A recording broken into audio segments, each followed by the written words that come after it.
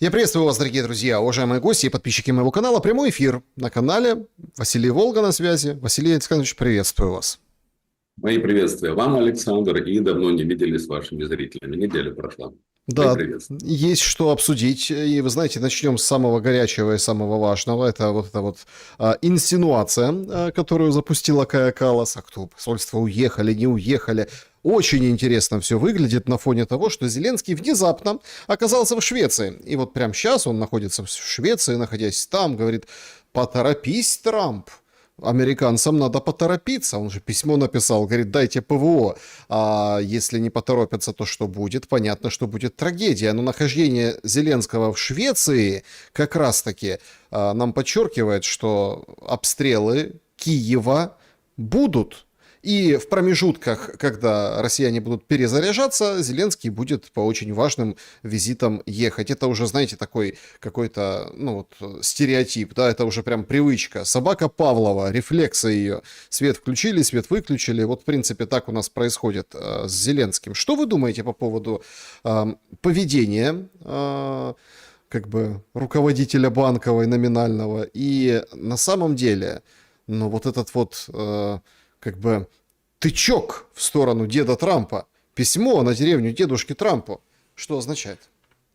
Ну да, это, знаете, это мало того, сам тон этого письма, он больше похож на заявление галантерейщик и кардинал, в котором галантерейщик перепутал место. Потому что он пишет ему, чуть ли не в приказной форме, и перестань там уже раскачиваться, давно пора, присылай. Вот. Здесь, знаете, наверное, стоит обратить внимание на заявление недавнее властей Соединенных Штатов Америки, которое 3 дня назад увидело свет.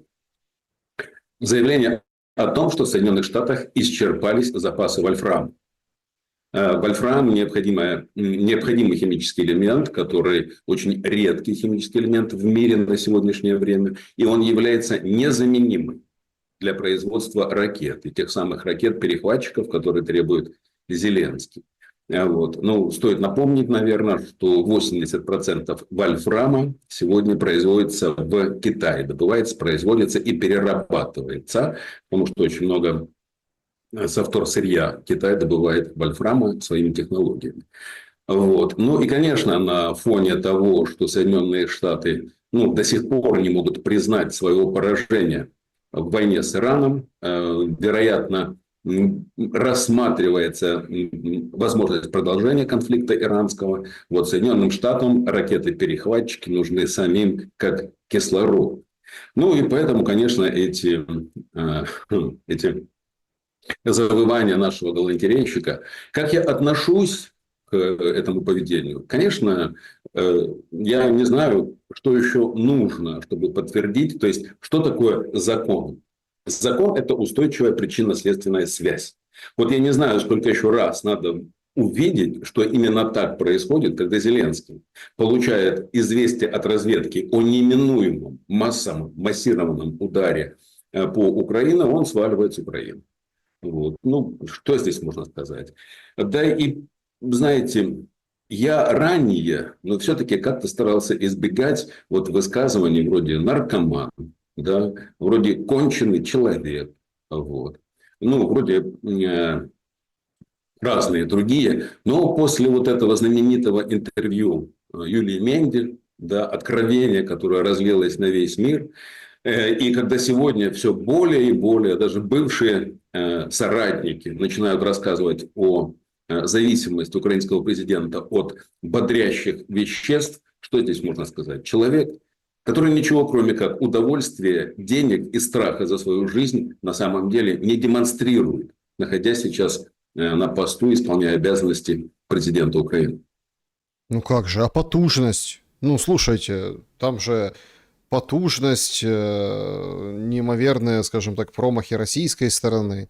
Сегодня очень такие большие события, демонстрирующие в кавычках еще раз изоляцию Российской Федерации. В Астане в Казахстан приехал Путин, его встречает Токаев, у них двухсторонний саммит, вот это Евразес, да, то есть заседание, там непонятно, что будет с Пашиняном, потому что он вроде как ему говорили: выходи, да, так сказать.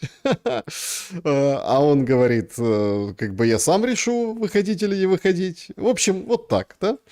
Но сам факт того, что эти события, вот как Пашинян сейчас зеркало Зеленского, в экономической плоскости, в вот этом, скажем так, американском сотрудничестве. Вчера там только Рубио был, да, все подписал с точки зрения редкоземов, там той Армении, но редкоземы уже как бы под американцами. Они вообще, и Госдеп ездит и собирает вот это все. И вот на фоне этих событий выходит Ушаков и говорит, украинцам понятно, что надо делать. Выходить из Донбасса. Ну, знаете, как бы Россия демонстрирует, что несмотря на все вот эти как бы танцы европейских политиков, несмотря на, собственно, самого Зеленского, пока что условия остаются прежними. Хотя казалось было за эту неделю, ну, были все основания предполагать, что они изменятся в какую-то еще более худшую для Украины конфигурацию. Почему не изменились, как вам кажется? И вот американцы, которые говорят, да мы ушли, ушли ли на самом деле? Ну, прежде всего, я скажу откровенно, мне не казалось, так что русские изменят еще раз свои требования. Вот. Ну, по ряду причин, не буду на них останавливаться. Да? Вот. И здесь то, что предлагается на сегодняшний момент, я только повторю, что мне видится сегодняшний момент крайне правильным, крайне необходимым. Это, знаете, на сегодняшний момент это, конечно, вряд ли можно сравнить со Стамбульскими соглашениями, которые просто спасли бы вообще Украину от гибели, если бы они были подписаны. Вот. Вряд ли можно сравнить, но все же, если поставить в табеле о рангах, то сегодняшний момент я назвал бы вторым моментом, который, увы, вот этот вот недомерок, вот этот человек, зависящий от наркотических веществ, исполняющий сегодня обязанности президента Украины, пропускает. Момент крайне необходим. В Астане сегодня Путин, Казахстан всегда он имел огромное значение внутри Советского Союза, он имеет огромное значение для Российской Федерации. Казахстан, к слову сказать, всегда имел огромное значение и для Украины по ряду проектов, вот, но еще со советских времен, когда Украина была построена всем Советским Союзом, как такая, знаете, сборка. Вот. И ресурсы Казахстана также принимали участие в развитии промышленного комплекса Украины, ну и так далее. Вот. И здесь происходящее, подписываемые бумаги, но мы еще их не видим, эти бумаги, когда они будут видны, в общем-то, конечно, хотелось посмотреть, и прежде всего посмотреть о том, что подписано в области развития сотрудничества в области энергетики. Мне бы это было очень интересно посмотреть. Пашинян, знаете, это психотип Саакашвили. Это совершенно такое же недоразумение народное, которое также пришло там вот бунтуя. И посмотрите на поведение этого человека. Ну, можно ли это назвать поведением президента? Ну, его какие-то то шутки непонятные, то катание на маленьких велосипедах, то нападает на случайную женщину и кричит, что она должна радоваться, что ее не затащили за остановку, не убили за этой остановкой. Это очень странный человек. И это та ситуация, когда внутренняя конституция человека, то есть его идиотизм, отливается на целой стране. И причем картина повторяет, как Саакашвили поманили, знаете, помните, этим миллиардом инвестиций. Вот его поманили, Саакашвили в Батуми сделал набережную, показал на весь мир о том, как велико и значимо сотрудничество с Соединенными Штатами. Вот, начали процесс евроинтеграционный, пока в конце концов не начались глобальные деструктивные процессы внутри самой Грузии. И только изменение курса Грузии несколько лет назад, победа сил пророссийских внутри Грузии и возвращение курса на расширение экономических связей, культурных связей с Россией привело к тому, что сегодня Грузия на самом деле поднимается. Туристическая сфера поднимается, промышленность поднимается, сельская, то есть поднимается по всем показателям. Пашинян – это трагедия. Я понимаю, знаете, сегодня Пашинян, он опирается на такую обиду за Карабах. Он опирается на то, что вот видишь, я был в ОДКБ, а меня день не поддержали, когда Карабах был отдан, ну, был забран, был отвоеван вот, Азербайджан. Вековечный конфликт, в котором мне вообще очень трудно понять Армению. Если вы считали Карабах своей частью, почему это не отражено было в Конституции, ну и так далее, и так далее. Вот из-за этой обиды ведет себя, ну, как не знаю, как мальчик в песочницу, у которого лопатку забрали. Жаль, что это будет лишний раз отливаться на армянском народе, на народе православном, народе, который всегда имел крепкие связи с нашим православным общностью, нашей православной общностью. Ну, то есть, я имею в виду русских, украинцев, белорусов. Вот, знаете, обожаемый мною Гарик Мкртычан из фильма «Мимино», да, когда, ведь посмотрите, какой шикарный, прекрасный фильм в отношении демонстрации интернационализма, дружбы между народами, отсутствие напряжения, отсутствие ненависти народов друг к другу, которые, к сожалению, вызвали, ну, вот последние наши времена, последние 30 лет. Вот, так что мне сердечно жаль армян, которым придется расплачиваться за собственную глупость, совершенную тем, что для них Пашинян стал президентом, как, собственно говоря, когда-то и наш народ не так давно, 7 лет назад, совершил несусветную ошибку, когда клоуна выбрал президент. Тут, знаете, нельзя не согласиться с таким тезисом. Хотите посмеяться, идите в цирк. Зачем же вы клоуна делаете? Смотрите, ну здесь же ж какая история. Здесь можно, давайте тоже так. Ну, клоун клоуном, но глядите, как ну, там, Россия не захватила Киев, например. Сейчас вот вовсю трубят о необыкновенных победах на фронте. Выходят азовцы, выходят там разные эксперты. Вообще говорят, слушайте, мы уже там дронами контролируем весь юг. Мы перерезаем логистику. Вот там поди знай, и вообще сейчас начнутся проблемы. А более того, мне нравится, как понесли вот это: россияне бегут из Запорожской области, отступают. Я думаю, вы видели это все. Причем как бы там источники, какая разница? Важно, что вот... И как бы получается, что генералиссимус клоун не самая плохая партия, и это каждый раз показывают всем европейским странам, всем европейским народам. Вот видим Швецию визит, да? Говорят, смотрите, он противостоит такому могучему Путину, второй армии мира, ядерной державе. Поэтому, знаете, вот многие, как бы называя его там наркоманом и клоуном, ну, собственно, сталкиваются с вот этой действительностью, которую тоже, как ни крути, нечем крыть. Когда его называют наркоманом и клоуном, то просто говорят об объективной реальности, ничего более. В отношении того, что это война на Украине украинским пушечным мясом, война, которая действительно страшная и тяжелая в 2000 километров, эта война ведется не гением Зеленского. 53 страны, 53, я подчеркну, самые развитые, самые мощные страны мира, которые несколько раз превосходят и по человеческому потенциалу, и по экономическому потенциалу, по общему объему обычных вооружений превосходят Россию.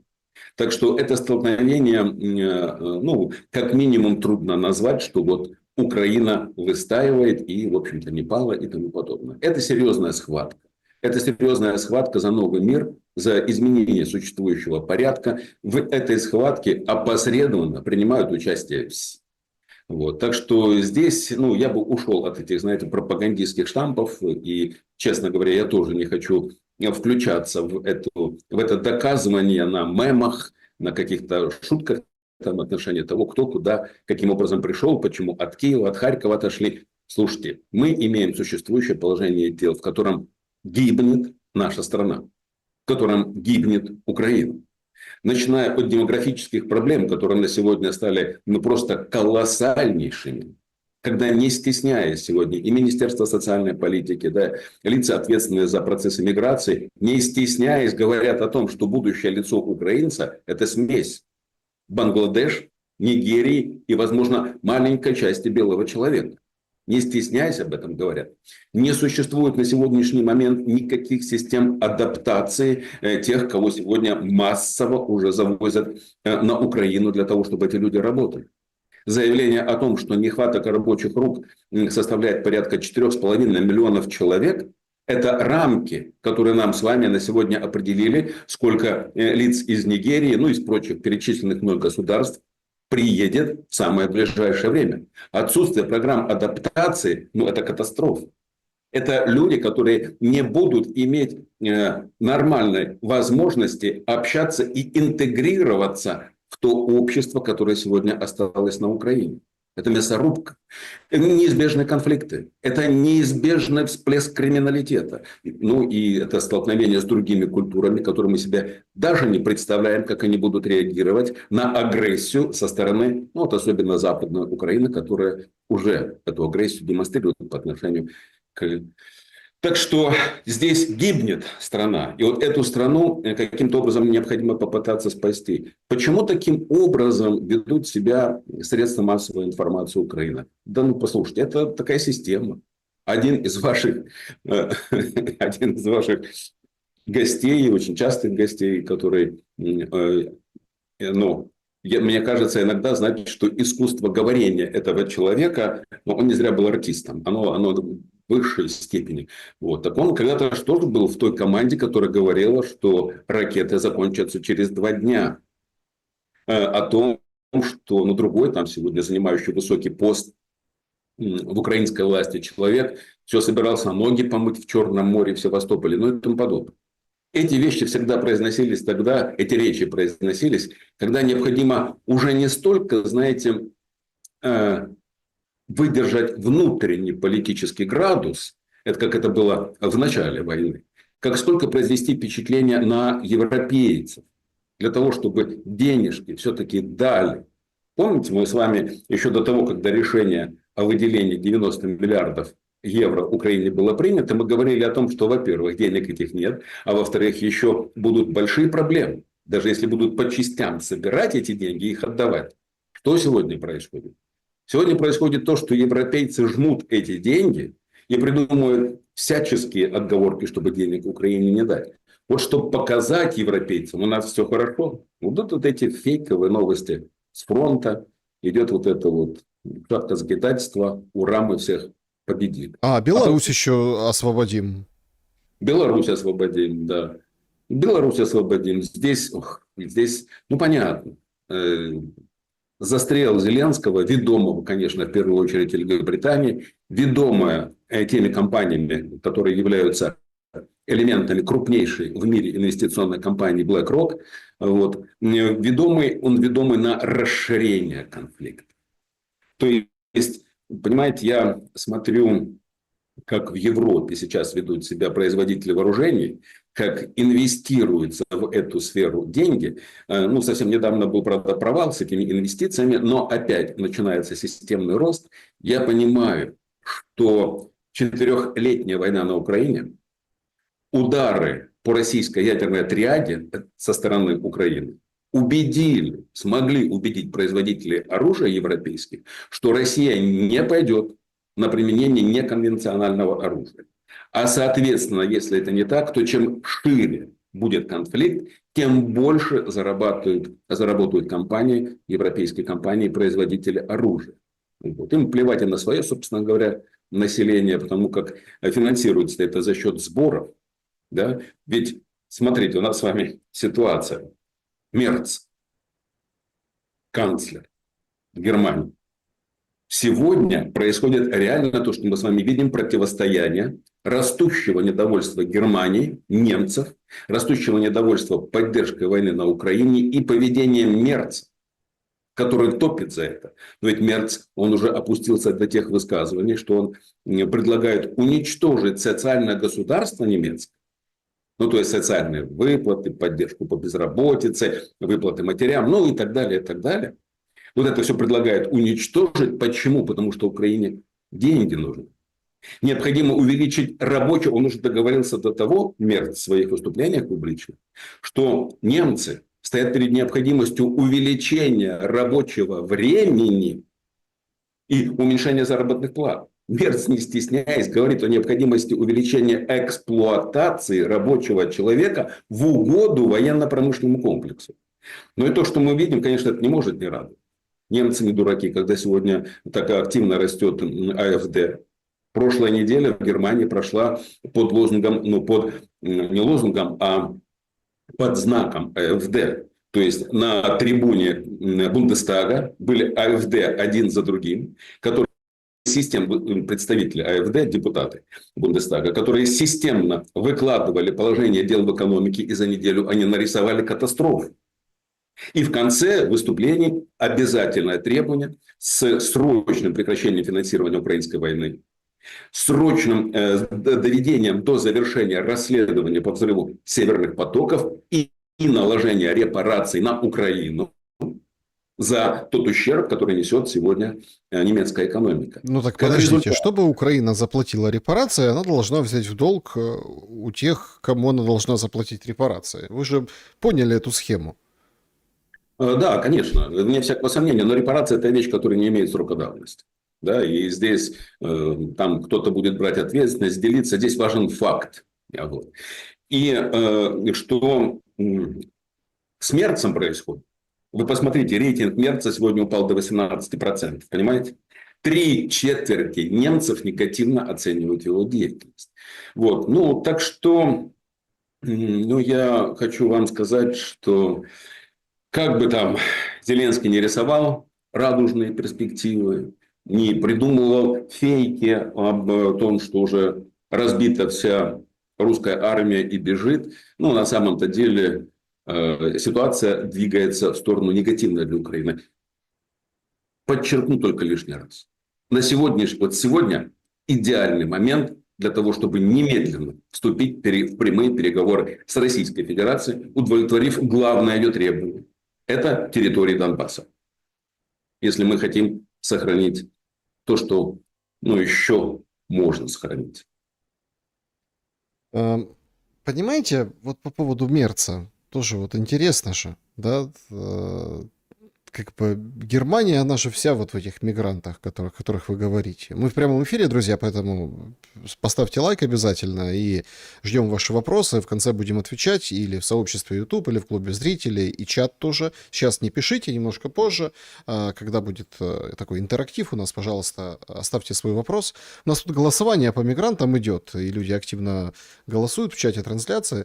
Мигранты в Украине это, ну вообще, мигранты как тема, вот это вот, да, индусы, бангладешцы, вот это имеется в виду, то, что у всех на слуху. Это спасение, наказание, инструмент продолжения антироссии или преувеличение. Пока война о каких-то массовых мигрантах может вообще идти речь, а война вообще непонятно, когда закончится. Поэтому это все, скажем так, натяжка. Давайте вот 4 варианта. Какой бы вы выбрали? Спасение. Это спасение. И мало того, это неизбежно. Нет, в мире мир еще не придумал, не родил пока никакого другого инструмента, пока еще робототехника не достигла необходимого уровня развития, чтобы она смогла заменить человека на тяжелых работах. Такие как дорожные работы, но это будет слишком нерационально. Такие как дорожное строительство, такие как восстановительные работы, которые надо проводить сегодня на объектах энергетики Украины, и так далее, и так далее. Вот тоже в сталелитейной области, а также и в сельском хозяйстве. Много где необходимо много рабочих рук для Украины. Так это спасение. И то, что мы с вами на сегодняссний момент мы имеем ситуацию, которая по-другому не решится. Подождите, вы утверждаете, что это будут ссоры, склоки, отсутствие там, какой-то, не пробация, как правильно сказать, адаптации, да, и одновременно говорите, что это спасение. Так, это спасение для экономики. Понимаете, если этот вопрос не будет решен, то мы с вами приближаемся, хотя он решается. Он по ходу решается, потому как народ завозится. То если бы не решался этот вопрос, то мы стремительно приближаемся к той границе, когда с утра хлеб не развезут по магазинам. Просто по той простой причине, что экономика функционирует в том объеме, в котором есть. Вот сколько там человек? 20 миллионов, 18 миллионов сейчас осталось на Украине. Нет точных цифр у нас с вами. Так вот, для того, чтобы обеспечить функционирование этого и жизнедеятельность, и обеспечение хоть чем-то 11 миллионов пенсионеров, то необходимо, чтобы было достаточное количество рабочих рук. На сегодняшний момент, опять-таки, это не мои данные, это данные украинского правительства, то Украине критически необходимо 4,5 миллиона рабочих рук сразу по завершению войны. То есть, я понимаю, если Зеленский ставит завершение войны в ноябре месяце, то это вот уже через несколько месяцев необходимо эти рабочие руки. А сейчас критически необходимо 2,5 миллиона человек. Так что, и причем, это же, понимаете, это вопрос не работающей экономики, потому что экономика практически можно очень... Это будет очень смелое утверждение, что украинская экономика хоть как-то работает. Вот. Но если эта экономика начнет хоть немножечко восстанавливаться, хоть немножечко металлургия, хоть немножечко химия, то есть это основные отрасли, которые нам приносили всегда валютную выручку для нашего государства, сельское хозяйство к этому. Если это хоть немножечко начнет восстанавливаться, то просто некому будет работать. И здесь, знаете, я понимаю, и я сам, я говорил вам об этом, лишний раз повторю, я, кажется, все более и более теряю надежду когда-либо увидеть Украину той, которой она была, хотя бы 10-20 лет тому назад. И хорошо это или плохо? В человеческом смысле, в смысле сохранения этнокультурного кода, в смысле сохранения идентификации как таковой, славянской идентификации, нашей идентификации украинской, конечно, это ужасно. Потому смотрите, что Василий... они просто съедят вот эту самую идентификацию. Но еще раз подчеркну, иного выхода, если мы хотим с утра купить хлеб в магазине, просто нет. Послушайте, хлеб в магазине – это прекрасно, но тут мы в прямом эфире, потом обрушилась по поводу этого на вас публика, которая пришла в чат трансляции. Значит, Иван пишет: достаточно рук для чего? Эти люди нахер никому не нужны. 30 лет мы отпахали за $100 в месяц. Люди нужны для чего? Сбивать цену на рабочие руки? Допустим, вот и все. Точно так же Галина. А может, выполнение плана по уничтожению украинского населения? А может, остановить бойню и все само наладится? Люди в шоке. Так я могу только с Галиной согласиться. Я понимаю, что люди в шоке. Я могу с Галиной только согласиться в отношении того, что необходимо бойню немедленно останавливать. И тогда, хоть как-то надеяться, что хоть какие-то рабочие руки украинские вернутся на Украину. Это первое. А в отношении, таких заявлений и, что делать и как делать. Делать то, что сегодня делают обычные рабочие руки. Во-первых, сегодня критическая нехватка людей в области энергетики. Критическая нехватка просто электриков. Критическая нехватка монтажеров, слесарей. Критическая нехватка обычных сантехников. Инженеров критическая нехватка. Инженеры вряд ли будут идти из тех регионов, куда идется. Но во всех сферах критическая нехватка. И, знаете, например, будет у вас такая ситуация. Вам необходимо, чтобы работало отопление в вашем доме нормально и системно. Предположим, война закончилась, нет войны сейчас. Пошел Зеленский на переговоры. И вам необходимо, а его не будет. Массовые прорывы трасс, массовые аварии, которые происходят, кругом, это все начнет лететь, а рабочих рук, которые могут пойти и навести порядок, просто нет. Я тогда задаю вопрос. Для вас будет что важно? Чтобы ваша дочка не вышла замуж за индуса в будущем когда-то? Или чтобы сейчас у вас в кране была питьевая вода? Или чтобы у вас на сегодняшний момент был шофер, который завезет в аптеке медикаменты? Или чтобы на самом деле то дорожное строительство, благодаря которым осуществляются экономические взаимосвязи между городами, регионами, районами и селами, оно было в надлежащем состоянии. Ибо если оно будет идти дальше по тому уничтожению, тем темпом, уничтожения, как это происходит сегодня, экономические связи между регионами Украины. Между регионами области и района не будут поддерживаться. Мы погружаемся в каменный век. Это отсутствие рабочих рук. Я понимаю весь гнев, абсолютно понимаю весь гнев, который на эти утверждения выплескивается. Но, дорогие друзья, вы не туда его направляете. Тогда получается, стойте, тут же понимаете, в чем дело? Тогда получается мигранты это такие же, ну как это, гуси, да? Ну такие же наемники. Тут же смотрите, какая дискуссия разворачивается внутри Украины. Мигрантам надо пропустить их через армию. Мол, что это вы тут, мы такие волелюбные, а вы тут пришли к нам, да? Вот идите в армию, послужите, потом работаете, получаете эти свои зарплаты. Раз. Второй аспект. Это же сохраняет режим людоедский, с мовными патрулями, с претензиями, ну, это добивает, вот вы говорите, вот у меня нет там надежды, что я там вернусь или там увижу Украину, которая, ну, вернусь в ту Украину, которая плюс-минус была адекватной и нормальной. Ну, Василий Александрович, ну елки-палки. А с мигрантами, значит, есть такая надежда.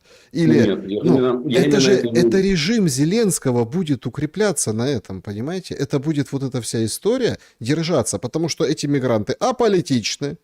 Они, если натурализируются, им выдают документ, они будут голосовать, они поддерживают власть, они разбавляют все, вытесняют всех, и мы потом будем говорить, ну мы же Европа, вы же такую Европу хотели. Вот исполнил Зеленский свое, так сказать, предназначение, которое он для себя видит, чтобы мы были членами или жили так, как это он говорил с Тихановской на этом собрании. Европейский способ жизни. Во как сформулировал. Все верно, Александр. Но послушайте еще раз. Давайте отделим мухи от котлет. Когда мы говорим о экономической необходимости, то я говорю, выхода другого нет. Если хотим, чтобы хлеб и медикаменты были в аптеке и в магазине, то необходимо найти рабочие руки. Первое. Ну, это условно, я, конечно, говорю упрощенно, но смысл именно таков. Это первое. Второе. Вот кто-то, вы говорите, хочет их протащить через армию, там все остальное, там, да, ну, ни украинское законодательство, ни международное законодательство никаким образом не заставит этого сделать. Ну, это невозможно. В этом-то и прелесть для сегодня для бизнесменов украинских, которые, знаете, вот помалкивают и тихонько черненьких берут к себе на работу. Вот. Почему? Так потому что у него не придут и не заберут этого черненького оттуда. Но я не очень соглашусь с тем, что это укрепит режим Зеленского. Меня не может не радовать реакция сегодня украинцев, которые отвергают это, ну, это как-то, эту инъекцию из Нигерии, инъекцию из Пакистана, инъекцию из Афганистана, которые отвергают и так бурно против этого протестуют. Потому как, я еще раз говорю, вот я 3 минуты назад сказал, не туда гнев направляется. Не на меня, как человека, который в свое время практикующий экономист в смысле государственного управления, да, а на Зеленского направьте этот гнев. Потому что, подождите, дорогие друзья, ну вы ли не видите, если вы пишете из Украины, вы ли не видите этих бескрайних кладбищ? Ну так мы должны, украинцы должны погибнуть, чтобы индус развозил лекарства. Именно этого добивается Зеленский. Именно этого добиваются хозяева Зеленского. Именно по этой причине на протяжении уже многих лет, начиная с 2014 года, я говорю об оккупации Украины антиукраинскими силами, находящимися за территорией Украины. Понимаете?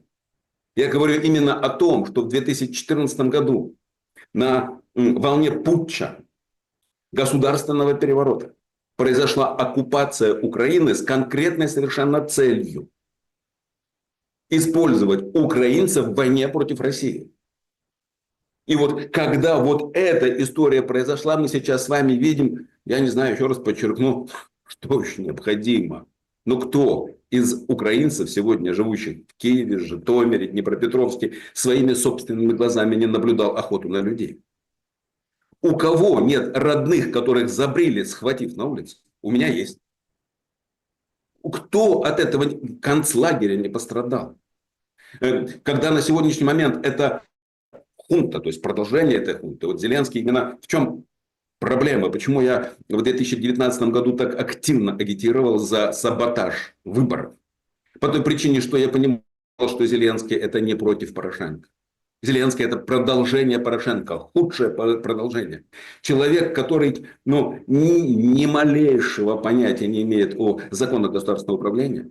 Человек, который будет исполнять чужую волю. Так и происходит. И по этой причине я, наоборот, считаю, что вот это то, что сегодня наблюдают украинцы, то, что происходит, я надеюсь, знаете, и охота на людей, и системное ужесточение, и системное уничтожение правил концлагеря для заключенных украинцев. То есть, все это в конечном итоге и огромное количество мигрантов приведет к тому, что больше количество людей поймет, кто оккупировал Украину, кто настоящий оккупант, кто настоящий враг, кто привел к такому результату, когда Украина просто уничтожается на наших с вами глазах. Ну, опять-таки, нам же рассказывают, что все хорошо. Вот там выходят головы Геббельса, их тысячи, Белецкий говорит, у нас самый лучший момент в войне в Украине. Самый лучший. То есть мы можем раскачиваем тему Беларуси, у нас как бы с Константиновкой там как бы камень на камне, то есть руины, идет продвижение возле Константиновки сейчас. То есть мы ее теряем. И так интересно читать, там какой-то военный написал у себя, украинский военный, о том, что остаются там какое-то количество мужчин в Константиновке и не уезжают оттуда. Потому что их поймают и отправят в ТЦК. Ну, в ТЦК и на фронт. А они вот уже на фронте там живут. То есть на них летит все, они там, через них ходят туда-сюда уже, там эти группы. Короче, идет война. А они не уезжают, сидят, понимаете, и ждут, что одни как бы кончат как ждуна, другие как опасного, потому что они заходят на чужую территорию, там какой-то мужик, понимаете. То есть, и вот они рискуют, вот этот риск быть ликвидированным, да, у себя дома, да, с одной или с другой стороны, он не побеждает над решением сорваться и уехать. Это часть об этом, это часть народа. Мне вот мне еще один очень нравится тезис. Знаете, какой? Я его, кстати, так слушаю, и немножко тоже хочу с вами тоже этот обсудить момент. Говорят, что там такое этот Донбасс? Сколько там? Это же груды, это вот это все, там жизни не будет. Никогда. И это все, так, знаете, навязчиво, таким фончиком звучит, на подкорочку записывается. Но ты включаешь какие-то соцсети, которые еще можно, да, и там, и там. Там про ТикТок идет речь, еще там про какие-то сети. И ты смотришь там, Донецк. Погода хорошая. Мариуполь. Да, Мариуполь. погода хорошая сейчас там. Донецк, люди. Мариуполь далековато все-таки от фронта. Все-таки. Хотя Белецкий говорит, я уже перерезаю трассы, поэтому, может, и Мариуполь, понятно, Мелитополь. То есть вот эти дороги, которые там перерезает Белецкий, они новые. То есть люди, а они как бы ходят, гуляют, там что-то там.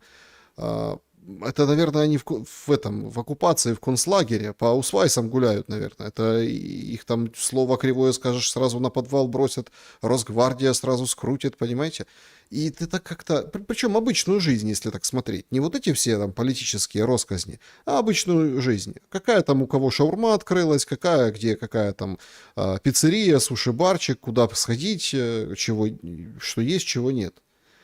И ты немножко... Я вот ставлю под сомнение вот это утверждение, что после войны на Донбассе не будет жизни. Даже с учетом лунного пейзажа Бахмута, Константиновки сейчас, да, там Авдеевки там, и так далее в недавнем прошлом. Зачем нам рассказывают, что Донбасс никогда не восстановить? Это для того, чтобы его отдать? Все-таки. Я очень надеюсь, что рассказывают именно с этой целью, и уже это решение вызрело. Почему я на это надеюсь? Потому что, в том числе мои родные, которые сегодня живут в Киеве, я мечтаю о том времени, когда это все прекратится, и когда они не будут находиться в этой опасности погибнуть. из-за того, что Зеленский решает свои вопросы. Вот. В отношении Мариуполя, Донецка, других городов. Я поддерживаю связи с Северодонецком. Северодонецк – мой родной город. Я в свое время много делал для города. Я был почетным жителем города Северодонецка. Признан такую честь мне оказали горожане. Вот. Я сегодня поддерживаю отношения. Да, восстановление идет трудно. Вопросов большое количество, но восстановление двигается. Мои друзья, товарищи, родственники работают сегодня на строительстве в Мариуполе. Мало того, что там платятся огромные зарплаты, по украинским меркам они просто недостижимы. То есть люди зарабатывают на строительстве до $3000, это средний, до $3000 в месяц. Вот. А специалисты более высокого профиля, у них зарплаты там и по 400 тысяч рублей, то есть уже больше, там $4500 и тому подобное. Понятно, какие риски, понятно, какая нагрузка по восстановлению, но работы эти идут. Будет ли Донбасс с тем земельным богатством, то есть тем, что таится в недрах Донбасса, за что, собственно говоря, схватка-то и идет сегодня, то, что таится в недрах Донбасса, будет ли Донбасс с этим богатством обезлюднен? Нет, не будет. А как же снаряды, разминирование, которое очень Да, дорогое? это будет делаться, да, это серьезная работа. Да, мы с вами имеем информацию тяжелейшую в отношении того, что десятилетия надо, чтобы это происходило, но эта работа будет делаться, и она уже сегодня делается. Я говорю, опять-таки, на опыте Северодонецка, на общении с теми людьми, которые сегодня работают на восстановлении Северодонецка и Мариуполя. И Мариуполь, и Северодонецк сверхзаминированные города. Да, то есть там огромное количество неразорвавшихся снарядов, взрывчатых веществ и тому подобное. Но ничего, люди научаются. И привлекательным является то, что люди идут зарабатывать деньги. То есть они делают серьезно, они делают на века, они работают вместе с инженерами военными, которые создают коридоры безопасности. Нельзя перемещаться везде, как тебе вздумается. Но эти колоссальные богатства Донбасса, эти колоссальные богатства Донбасса, они всегда будут привлекать и рабочую силу, и потихонечку выстраивать, и восстанавливать работу, восстанавливать города, извините. И в этих городах будет жизнь. Это не будет быстро, конечно. Это не будет быстро. Как вы думаете,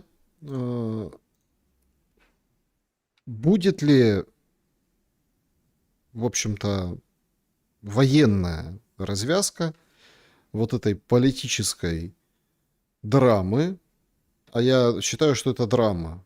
Это драма, и это позор для всего народа, причем и белорусского народа, и украинского народа.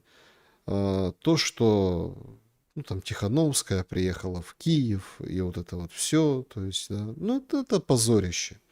Почему для украинского народа позорище? Потому что все понимают, что срок-то Зеленского вышел. Срок вышел. То есть у него легитимность такая же, как и у Тихановской. Когда-то там, 6 лет назад, в случае Зеленского 7, ее кто-то выбирал. Но Зеленского выбрали, Тихановскую не выбрали, хоть там они рассказывают, что мы победили, у нас украли победу. Но это было тогда. То есть они были политическими субъектами, людьми, которых выбирали тогда. А война-то может быть сейчас уже. И вот они, получается, развязывают вот эту войну. Причем один народ, в кавычках я беру, представляет, белорусский народ представляет Тихановская, бог весь кто, понимаете? Через уже забыли, все, что там, как Лукашенко ходил с автоматом, какие там были протесты, как там лютовали силовики, как лютовали вот эти, как они там, собственно, какие-то там были столкновения. Уже много времени, много воды утекло. Ровно точно так же украинцы забыли, кого они выбирали и под какими лозунгами. Мира, русский язык, вот это вот все, то есть, да, кто мы, украинцы, давайте вместе, а вот против Порошенко. И вот сейчас мы приходим, спустя эти годы, к достаточно опасной истории. Или все-таки это операция прикрытия каких-то больших проблем факапов. Есть четкая информация, что санкции против Ермака, против окружения Зеленского, они уже вот есть. Просто осталось подмахнуть и запустить в работу. Ну, то есть папочку из одной папочки переложить в другую. Вот отсюда вот эта вся свистопляска. Ну, я все-таки, знаете, я в прошлом человек военный, да, 9 лет моей жизни были отданы службе на атомном подводном флоте Советского Союза. И да, я не был там в большом чине, да, я дослужился до чина старшего лейтенанта, потом я позже получил капитан-лейтенанта. Вот. Но каждый раз, когда корабль готовился в боевой поход, работали огромные службы по его обеспечению. Это не просто так, дали команду, и корабль ушел. И когда приводится в движение тыл, обеспечивающий ракетоносец всем необходимым для того, чтобы он пошел на боевую службу, то это стоит больших денег. И за эти деньги необходимо отвечать. Ну, в наше время, там, в советское время. Сейчас, как мы видим, потому как активно идет посадка, особенно недавнее время, была посадка высших военных чинов в Российской Федерации за то, что они там приворовывали или впрямую воровали большие количества средств вот на операциях, связанных там, с подготовкой к военным операциям и тому подобное. Также и здесь. Я хочу сказать, что происходящее сегодня в Беларуси стоит больших денег.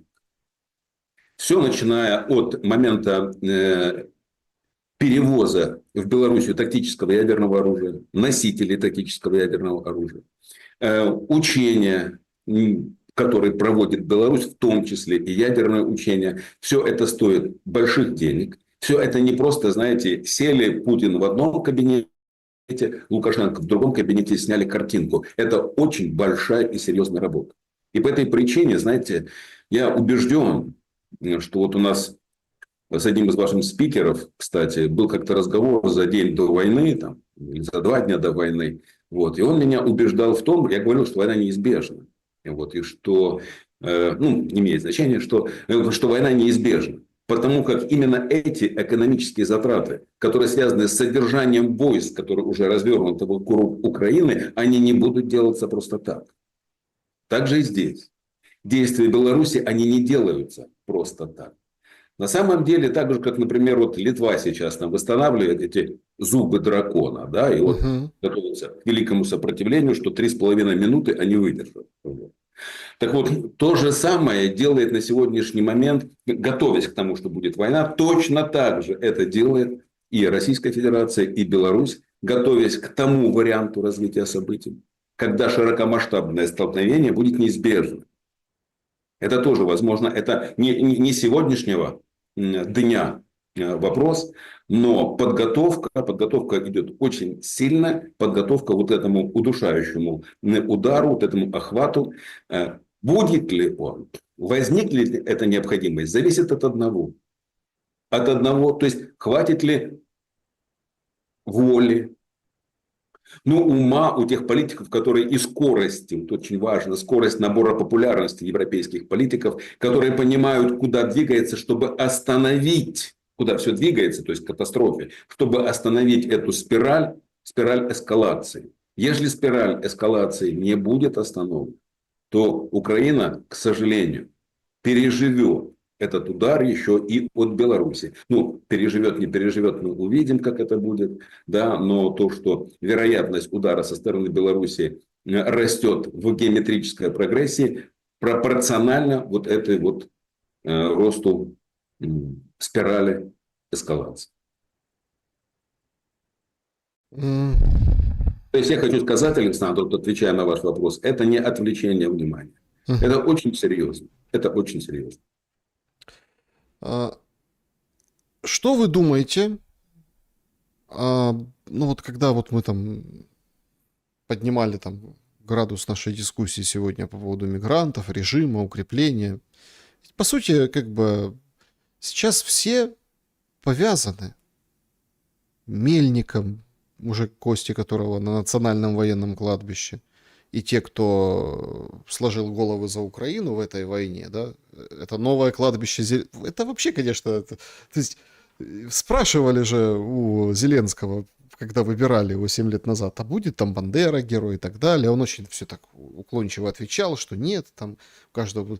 А получается, Зеленский открыл кладбище военное, привез туда мельника, который лежит вместе с солдатами. Говорит, я привезу еще петлю, руконовальца, и сделаем пантеон. Замазали всех. Это вот как, помните, Совет Федерации российский, и там кто там, Нарышкин, по-моему, да? Ну, в общем, мямлил или нет, или Патрушев. Ну, в общем, я вылетел из головы. Патрушев, да. Патрушев. Говорил, так вы за СВО или против? Вот это вот. И он там не мог найтись, да. И, в принципе, сделано это все было исключительно для того, чтобы показать, что это не Путин, вот у него щелкнуло, и он все. А это типа вот коллегиальное решение, и все на камеру высказались, сказали да. Вот сейчас все. Свириденко, которая... Они запустили такую интересную штуку, типа дома лучше. И там Зеленскому задавали вопросы, Свириденко. Типа, вот, украинцы, возвращайтесь, дома лучше. Понимаете? Ну вот Мельник вернулся же, смотрите, как и кости уже по-другому лежат. И вот это Свириденко, Стефанчук, Буданов, вся верхушка стояла на этом, так сказать, перезахоронении. То есть в этом приняли участие все. Вся власть. Ровно так, как когда Путину нужно было, чтобы все сказали, да, начинаем СВО. Вот сейчас зачем-то Зеленскому надо, чтобы все стояли, и Ющенко приперли туда, да, все должны были стать, и вот перезахоронение нацистских костей, вот чтобы оно вот состоялось. Ну это же герой, это же Мельник. Да. Зачем? Я честно скажу, я вижу, это отработанная технология, которая отрабатывалась Западом, но в первую очередь Ми-6, она отрабатывалась, ЦРУ, конечно, приложилась в этом, после Великой Отечественной войны, после Второй мировой войны. Знаете, здесь, чтобы вот эту логику понять, что они именно готовят, необходимо взглянуть, сделать такую ретроспективу. Я глубоко убежден, что сегодняшняя европейская элита – это вот завершение жизни европейской элиты, которая родилась в 1946 году. 5 марта 1946 года Черчилль в маленьком городе Фултоне произносит свою знаменитую фултонскую речь в университете. Чтобы было понятно значение этой речи, присутствовал президент Трумэн. Тот самый президент, который дал команду бомбить Хиросиму и Нагасаки. Так вот, фултонская речь, еще год не прошел после Второй мировой войны, фултонская речь Черчилль называет Советский Союз вражеским, образованием врагами. И вместо того, чтобы на самом-то деле искать пути сосуществования двух систем, ну, что, к слову сказать, до Трумэна пытался делать Рузвельт и делал это очень успешно. Вот. Черчилль закладывает вот это вот новый курс противостояния с Советским Союзом, с Советской Россией. Что происходит дальше? 1949 год, появляется НАТО. Первых 18 членов НАТО во главе с Соединенными Штатами Америки. Советский Союз, знаете, какие-то все-таки мы с вами люди такие, ну, очень доверчивые. И все-таки как-то, знаете, даже руками разводили. Ну, один Сталин, правда, сразу нашелся. Он уже в 1946 году Черчилля назвал Гитлером. Гитлером современного западного мира, который готовит новую агрессию. А Черчилль же не стеснялся. Вот кто увлекался творчеством Черчилля, да, его знаменитая работа, вот эта «История Второй мировой войны», там, ну и так далее, многие вещи. А он же не стеснялся после 1946 года развивать тезисы, которые были им озвучены в фултонской речи. Мы реагируем каким образом, Советский Союз? Только в 1955 году появляется Варшавский пакт. То есть вот страны Варшавского договора, которые вдруг осознают, что Запад-то на самом-то деле готовится нападать. И вот смотрите, есть такая интересная история, описана она швейцарским историком Даниэлем Ганцером. Называется книга его «Нелегальные операции ЦРУ и Ми-6 на территории Европы». Они уже тогда закладывали террористические группы в Италии, операция называлась «Глаудио», поскольку боялись, что Италия, а там было очень сильно коммунистическое движение, Италия станет красной и добровольно присоединится к единой системе, советской системе на тот момент существовавшей. Что делали эти товарищи, начиная с 1943 года, я имею в виду ЦРУ Ми-6? Они уже тогда системно изучали опыт бандеровской террористической войны. Они уже после разгрома гитлеровской Германии, они быстро, сразу же, как только смогли, повыхватывали нацистов и попрятали кого в Канаде, кого в Великобритании. И на основании их опыта они выстраивали системную работу, подрывную деятельность против Советского Союза. Что происходит на кладбище, на котором присутствует Зеленский и вся тусовка? Закладывается основа для создания, оно уже существует. Но для этого необходимы символы вот этого религиозного нацистского ядра, то есть ядра отчаянно верующих в нацистскую идею людей, и для них необходимы символы для поклонения. Кажется, мы об этом с вами говорили уже, когда само было непосредственно захоронение. Так вот, они делают все и замазывают все с целью, даже тогда, когда будет все подписано, даже тогда, когда будет переформатирована Украина, даже тогда, когда все будет по-другому, но эти, на всякий случай, скрытые террористические ячейки, пускай будут. Это как, Это, знаете, как то... в мадам госсекретарь, да, там Зеленский будет бегать по лесам, отстреливаться, когда все закончится. Не-не-не, причем-то, Зеленский-то вряд ли будет бегать, отстреливаться. Здесь важен факт. Высшие государственные лица, вся верхушка, закладывая кости Мельника в украинскую землю, они закладывают основания для укрепления вот этого религиозного нацистского культа. Никак по-другому. Никак по-другому. Вот. И здесь, конечно, Так для того, чтобы проблемы... Другого культа нет. Смотрите, почему не получается 5-й год войны, культа мира? Почему не получается антивоенного движения? Почему любое антивоенное движение сразу, или там инициативы, или в мысли даже, комментарии, написанные в каких-то соцсетях, вызывают обвинения в том, что так ты за Россию, раз ты мира хочешь. Понятно. Какая-то странная, дикая логика. Тем более, что Россия показывает, мы не хотим мира. Имеется в виду вот такого, да, вот о каком вы говорите. Мы хотим мира по достижению определенных позиций. Вот тогда будем говорить о мире. А человек, который говорит, давайте останавливаться, что противоречит интересам официальной позиции России, да, любой такой человек объявляется врагом народа украинского. Таким образом. Ага, да, но здесь вообще ничего удивительного нет, Александр. Абсолютно ничего нет. Дело в том, что жизнь идеи, она очень инерционна. Когда массы заболевают той или иной идеей, то это процесс очень инерционный. Он не просто выветривается.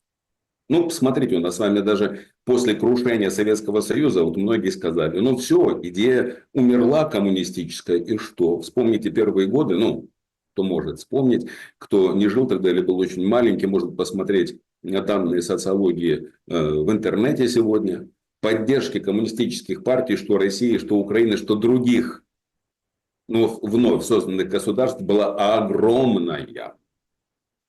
Огромная. При Ельцине коммунистическая партия Российской Федерации имела конституционное большинство в парламенте.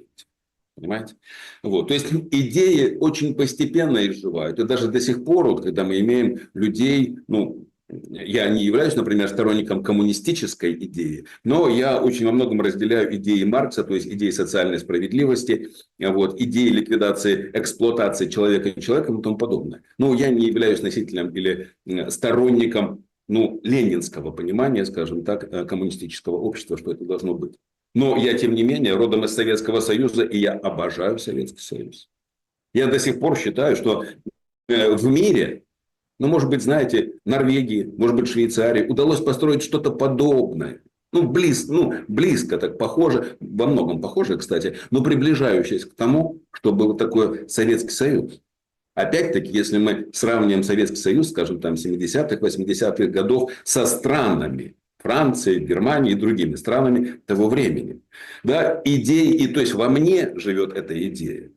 А когда на протяжении 30 лет инфицировали украинское общество нацистскими идеями, ну, то тогда получаете. То есть, это идея, которая будет очень долго жить. К тому же, конечно, идеи, которые получают подтверждение на крови, когда формируется пантеон вот уже погибших сегодня за эту нацистскую идею, вот, за в разной интерпретации, кто за что погибал, но дело в том, что руководство, бандеровское руководство Украины, каждой смерти на Украине придает соответствующий окрас. За что там парень погибал и как он там оказался, его схватили, избили, изнасиловали, бросили на передовую, убили там, все, а это не важно уже, не важно. Его гроб окутают флагом, расскажут кругом, как он героически все это сделал, и последними его словами были слава Украине. Вот это важно. Важно то, не как парни погибают, а важно то, как об этом рассказывают. И, конечно, эта идея живет серьезно. Эта идея родит серьезное террористическое движение, если в этом будет заинтересованность Лондона там, или Соединенных Штатов Америки, Вашингтона, уже даже после того, когда будут подписаны мирные соглашения. Но я вот в чем поддержу вот сказанное вами вот в вопросе, так сказать, высказанное вами в вопросе. Дело в том, что совершенно никакого мира не будет. И Россия действительно не пойдет ни на какой мир, если не будет изменена сама система евразийской безопасности. То есть, если на самом евразийском континенте у нас с вами не появится новой модели безопасности, которая будет учитывать всех проживающих на этом континенте. То есть, эра противостояния блока НАТО, Варшавского договора или блока НАТО и России, или блока НАТО, России, Китая, Ирана, то есть Северной Кореи. То есть, эта идея противостояния должна себя изжить. Это изживается через кровь. Как это было после Первой мировой войны, появилась Лига наций. Как это было после Второй мировой войны, появилась Организация Объединенных Наций. Вот он же Так и сейчас. появился ж Совет мира, а денег никто не скинулся на него. Вчера Ну, потому сообщили. что времени наступило. Да. Потому что времени наступило. Потому что правила новые не появились. Ведь каким образом появлялась Лига наций или Организация Объединенных Наций? Она появилась на основании утверждения, что война более недопустима. Поэтому мы разрабатываем такие правила. 1, 2, 3, 4, 5. И 193 страны мира на сегодняшний момент. 193 страны мира эти правила подписали и ратифицировали в своих национальных законодательствах. Когда этого не происходит, то, что сделал Трамп, это баловство. Баловство какое-то на пустом месте. Так не происходит. Так не рождается новый мировой порядок. Мигранты в Украине это 7% считают, что спасение, 16% преувеличенная тема, потому что пока война, о каких там наплывах и волнах миграции может идти речь. 35% это инструмент для того, чтобы продолжалась антироссия, и 41% это наказание для украинцев. Видите, как люди воспринимают, что это наказание? Ну да, только наказание как Божье наказание. То есть, как неизбежность, тогда я с этим соглашусь. Как это то, что наказание за предпринятые ошибки. Как неизбежность за предпринятые ошибки, за допущенные ошибки. Да, тогда да. Но если как кто-то специально хочет вас помучить, это, конечно, не так. То есть, я бы согласился. То есть, с одной стороны, это экономическое спасение, а с другой стороны, это наказание, то есть, следствие. Москаляку на гіляку. Так точно. Вот это так все. Точно. Пам'ятай, так чужинец, да, тут господар да, украинец и так далее. Переходим к вашим вопросам, друзья. Начнем с сообщества YouTube. Поехали. Так, Оксана пишет. В ответ на последние шаги Армении Россия уже ограничила ввоз алкоголя, цветов, а с 30 мая начнутся ограничения на овощи, фрукты и зелень, учитывая почти 50% армянского экспорта приходится в Россию. Вопрос, смогут ли эти меры вразумить армянское руководство или дело дойдет до газа? Ну, конечно, дойдет до газа. Конечно, будет полное ограничение для Армении. Но это произойдет постепенно. То есть, это действительно будет не сразу. Это, знаете, быстро только кошки родятся. То есть, это дело государственной политики, а она не должна делаться по хлопку. Так как многим Хотелось бы, конечно. Вот. А Армения, еще раз подчеркну, будет идти по пути Грузии. Она даже копеечку получит, чтобы Пашинян мог продемонстрировать свою правильность выбранного пути. Но это губительный путь для Армении. Губительный. Без России Армении не будет. Лина Востроилова. Два вопроса. Первый. Запад созрел на переговоры, договариваться, или мечтает все-таки победить Россию? И как закончить войну? Либо заканчиваются украинцы, либо сносятся заводы Европы по производству дронов, или вы знаете иной, третий вариант? Смотря какой Запад. Соединенные Штаты и общественное мнение, и президент Соединенных Штатов давно созрели на завершение этой войны. Это первое. Европейский Союз. Народы зреют. Вот мы вам приводили статистику. Да? 72% немцев негативно оценивают деятельность своего правительства во главе с Мерцем. Я напомню, что вчера было заседание фракции ХДС-ХСС, да, где рассматривался вопрос смещения Мерца, то есть их лидера, смещения с поста канцлера через выражение вотума недоверия в Бундестаге. Народы также зреют. Но элиты на сегодняшний момент – это те самые элиты. То самое, что началось в 1945 году. Вот я рассказывал о фултонской речи Черчилля. То есть это те самые элиты, которые догнивают. Но догнивая, они еще в состоянии сделать много гадостей. Каким образом эта война закончится? Здесь, послушайте, в войне очень много являет случай. Но ведь еще до начала военных действий Соединенных Штатов и Израиля против Ирана, мы не ожидали, что это произойдет. Мы не ожидали, что Соединенные Штаты и Израиль потерпят столь сокрушительное поражение. Мы не ожидали, что Баб-аль-Мандебский пролив и Ормузский пролив окажутся под полным контролем Ирана, который пользуется, знаете, этими проливами как краником. Хочу открыл, хочу закрыл. И, соответственно, Европейского Союза от этого глобальные проблемы. То есть, один из вариантов, и я считаю, что он наиболее вероятный, война закончится в сентябре-октябре месяце. Кстати, мне было так даже интересно услышать Зеленского, который практически подтвердил этот мой прогноз, когда он сказал, что в ноябре месяце. Ну, там, знаете, с запуском на месяц дал, лак такой на месяц дал. Почему? Потому что Европейский Союз сегодня входит в штопор структурных проблем. Эти структурные проблемы не дадут возможности финансировать украинскую войну. Будет капитуляция в сентябре-октябре месяце, подписание мирных соглашений и переформатирование системы безопасности на Евразийском континенте. Вопрос от Александра. Вам не кажется, что Украина стала уже второй Францией, вернее, французским легионом всей Европы? Набирается из иностранцев, украинцы иностранцы для ЕС, содержатся на зарплате 90 миллиардов, комплектуются, экипируются западным вооружением после 50 лет получения гражданства, вступления в Европейский Союз. Вот так, как и у людей. Спасибо. Ну да.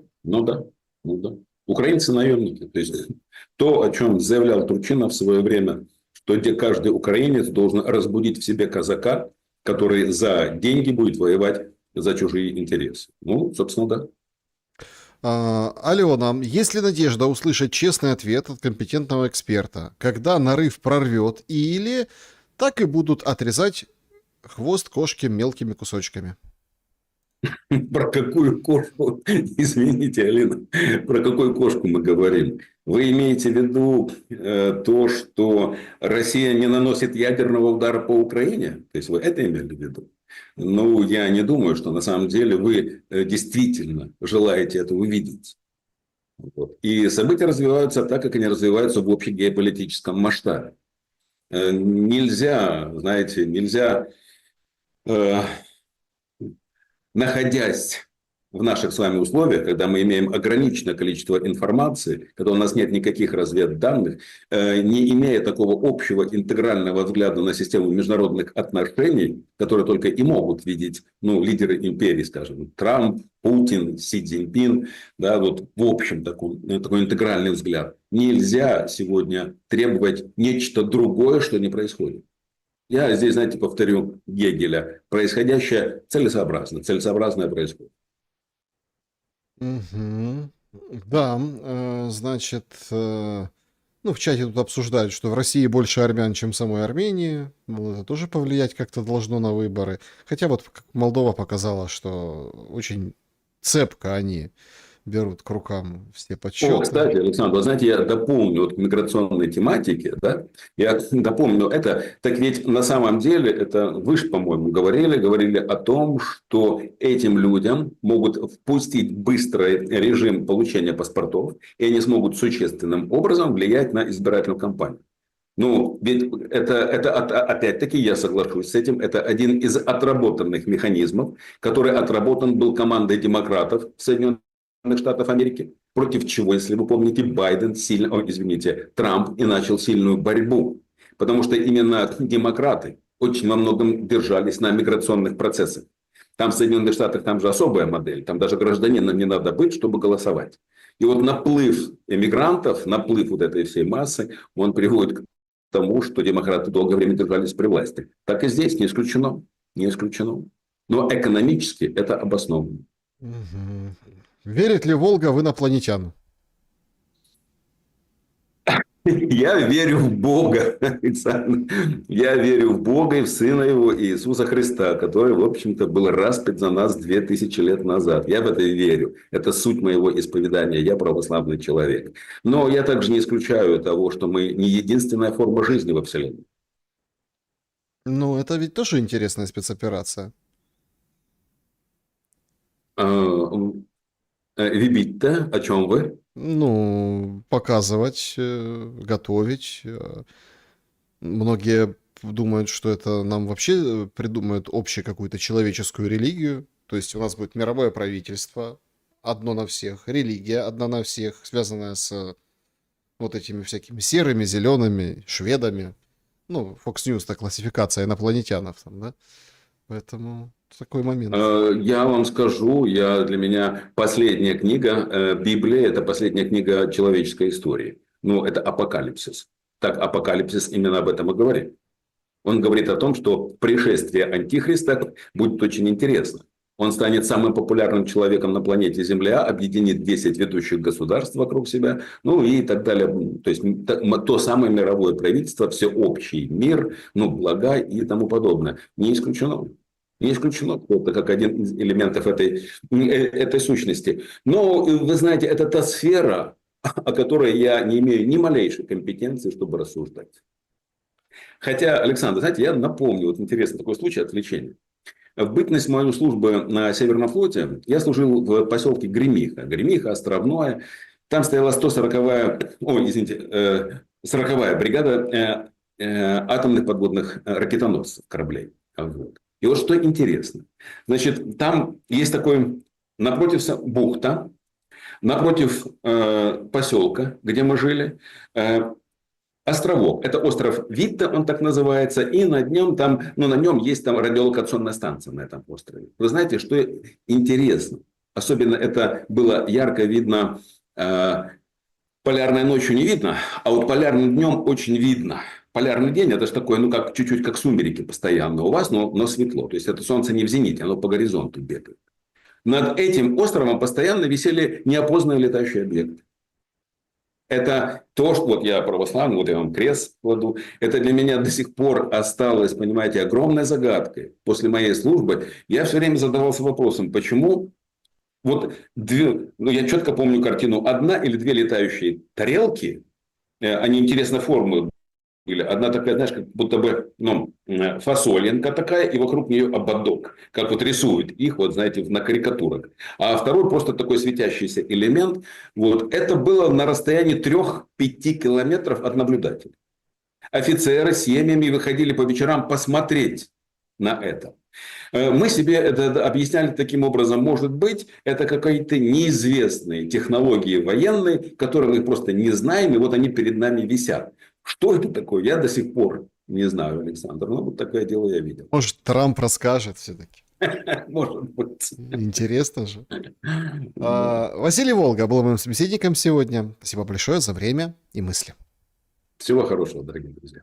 Спасибо, что побывали на этом прямом эфире. Вот тут сообщение пишет: хороший эфир. Напишите хороший и добрый комментарий к этому эфиру. И Спасибо. берегите себя.